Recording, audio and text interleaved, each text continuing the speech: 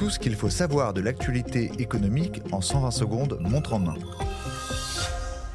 La possibilité d'une cohabitation. Le premier tour des législatives anticipées a vu l'arrivée du RN en tête du scrutin devant le nouveau Front populaire et le Parti Ensemble. Si Emmanuel Macron devait partager le pouvoir avec un nouveau Premier ministre ne faisant pas partie de son bloc politique, quelles seraient alors ses responsabilités ? Capital fait le point. La réforme de l'assurance chômage suspendue. Les règles du système devaient être durcies au 1er décembre après la publication d'un décret au 1er juillet. À la fin du premier tour des législatives, dimanche 30 juin, Gabriel Attal a décidé de mettre en pause cette réforme décriée. Cette décision a-t-elle un impact sur vos allocations ? Pour le moment, rien ne change. Les règles actuelles perdurent.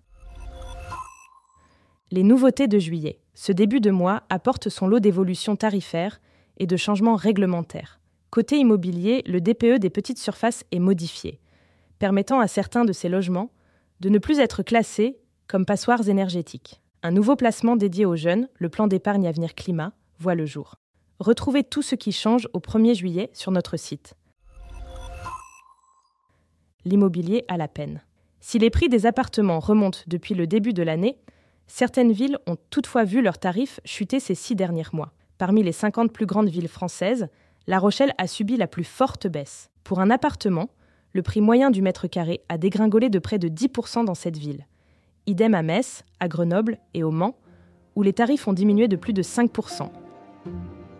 Ce podcast a été écrit par les journalistes de Capital et mis en voix par une intelligence artificielle. N'hésitez pas à vous abonner sur votre plateforme habituelle pour écouter chaque épisode dès sa sortie.